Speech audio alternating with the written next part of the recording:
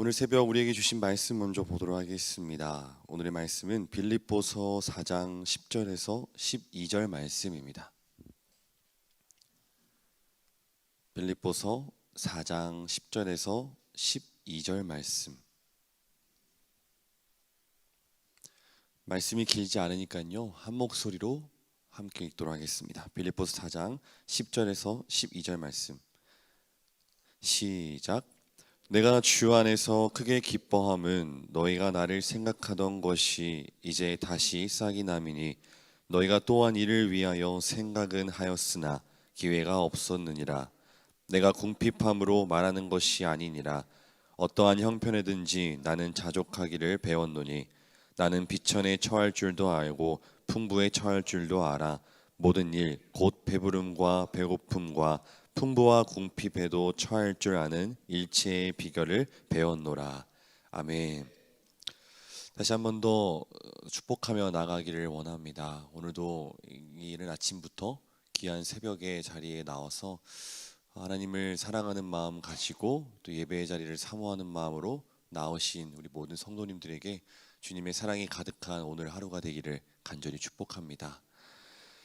오늘 우리는요, 바울 사도의 편지 중에 이제 마지막 인사 부분을 묵상하면서 귀한 메시지를 함께 나누려고 합니다.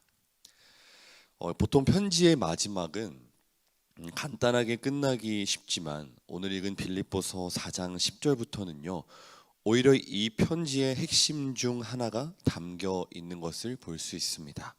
그것은 바로 자족과 나눔, 그리고 하나님 안에서의 풍성함입니다.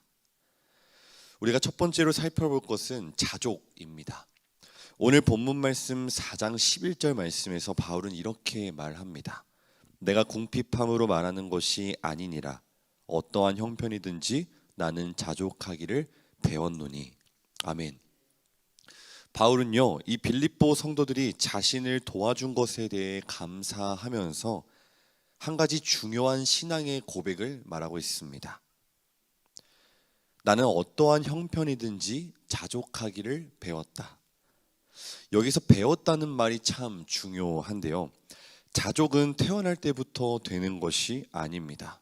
훈련을 통해 또 경험을 통해 하나님을 의지하는 삶을 통해서 배워가는 것입니다. 여러분들도 잘 알다시피 바울이라는 사람은요, 풍부할 때도 있었고 또 굶주릴 때도 있었습니다. 그러나 그는 내게 능력 주시는 자 안에서 내가 모든 것을 할 수 있다라는 고백을 통해 자족의 근거가 자기 자신이 아니라 주님 안에 있다는 것을 분명히 말합니다. 이것이 오늘 우리가 바울을 통해 깨달아야 할 첫 번째 은혜입니다. 오늘날 우리가 살아가는 시대는요, 끊임없이 비교하고 욕망이 가득한 시대입니다. 하지만 바울은요, 주님이 주시는 은혜 안에서 만족하는 법을 배웠습니다. 특별히 살아가다 보면요, 이전보다 현재에 가진 것이 적을 수도 있고요, 또 건강도 예전 같지 않을 수 있습니다. 그러나 주님 안에 있는 사람은요, 어떠한 상황에서도 평안과 기쁨을 누릴 수 있다는 사실을 믿으시기를 간절히 축복합니다. 이것이 바로 자족의 삶입니다.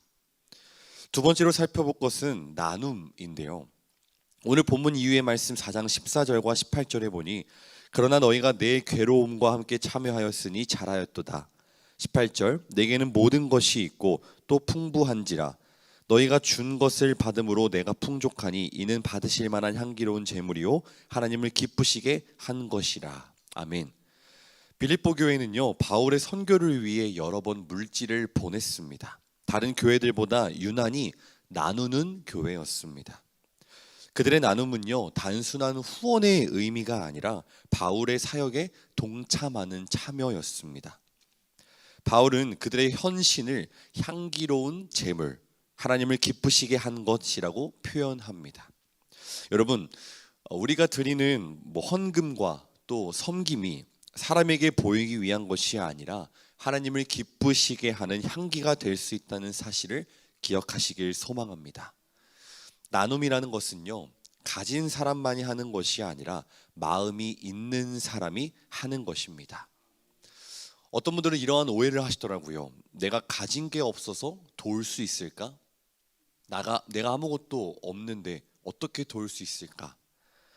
이렇게 생각하실 수 있지만 우리 하나님께서는 그 금액보다, 그 투자한 시간보다 마음의 중심을 보신다는 사실을 믿으십시오. 마지막 세 번째로 살펴볼 것은요, 하나님 안에서의 풍성함입니다. 자족의 삶과 또 나눔의 삶을 그리스도 예수 안에서 살아간다면 그 이후에 어떠한 변화가 있다고 바울은 말합니까? 본문 이후의 말씀, 19절 말씀, 우리 가지고 계신 성경을 통해서 함께 읽어보도록 하겠습니다. 19절 말씀입니다. 읽습니다. 시작. 그리스도 예수 안에서 영광 가운데 그 풍성한 대로 너희 모든 쓸 것을 채우시리라. 아멘. 할렐루야. 빌립보 성도들이 자신을 도와줬지만 바울은 그 대가를요, 자신이 갚는다고 하지 않습니다. 하나님이 너희의 모든 쓸 것을 채우실 것이다 라고 선포합니다. 우리가 하나님의 일을 위하여, 주의 몸된 교회를 위하여 섬기고 헌신할 때에는요, 하나님은요 절대 그것을 모른 채 하시지 않는다는 것입니다. 하나님은요 꼭 기억하시고 그 필요에 맞게 채워주시는 분이십니다. 우리의 삶에는 여러 가지 필요들이 있죠. 경제적인 필요, 관계의 회복, 건강의 회복. 그러나 바울은요 단호하게 말하고 있습니다. 하나님께서 그 풍성한 대로 채우신다. 즉 하나님의 자원은요 마르지 않는다는 것입니다. 고갈되지 않는다는 것입니다. 그분의 창고는요 무한합니다. 넘쳐 흘러납니다.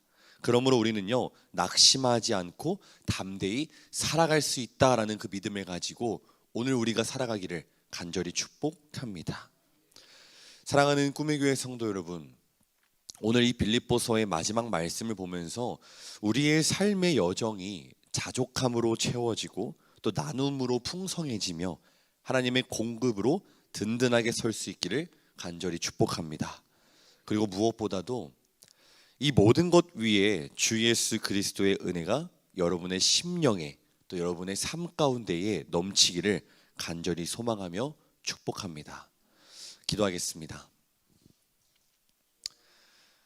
오늘도 우리에게 귀한 말씀으로 찾아와 우리 삶 가운데에 계속해서 두드리시는 하나님, 오늘도 그 말씀을 통하여 우리의 삶 가운데에 역사하시는 하나님의 은혜를 간절히 사모하며 또 바라보기를 소망합니다.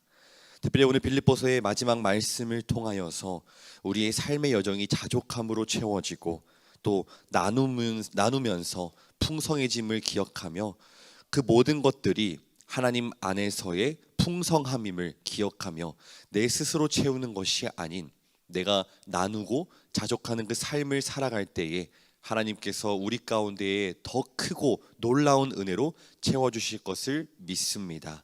그로 인하여서 우리 삶 가운데의 고백 가운데에 하나님이 하셨다, 주님께서 우리의 삶을 가득히 채워주셨습니다 라는 고백을 가지고 살아가는 믿음의 귀한 성도들 되게 하여 주시옵소서. 또 우리 모든 성도들이 각자가 바라고 소망하는 기도 제목 가지고 나아왔습니다. 주님께 그것을 간절히 아뢰며 나아갈 때에 주께서 들으실 줄 믿습니다. 또한 우리의 기도가 우리가 보이는 현실 앞에 우리가 바라는 대로 우리가 소망하는 대로 이루어지지 않을지라도 그 모든 것들이 하나님의 은혜와 섭리 가운데에 이루어진 것임을 기억하며 그저 감사함으로 순종하는 믿음의 모습들을 나타내며 살아가게 하여 주시옵소서. 오늘의 이 하루 가운데에 하나님의 귀하신 은혜와 사랑을 더 깊이 발견하기를 소망하고 축복하며 주님 사랑합니다. 사랑이 많으신 예수 그리스도의 이름으로 간절히 기도드립니다. 아멘. 하늘에 계신 우리 아버지여, 이름이 거룩히 여김을 받으시오며 나라가 임하옵시오며 뜻이 하늘에서 이루어진 것 같이 땅에서도 이루어지이다.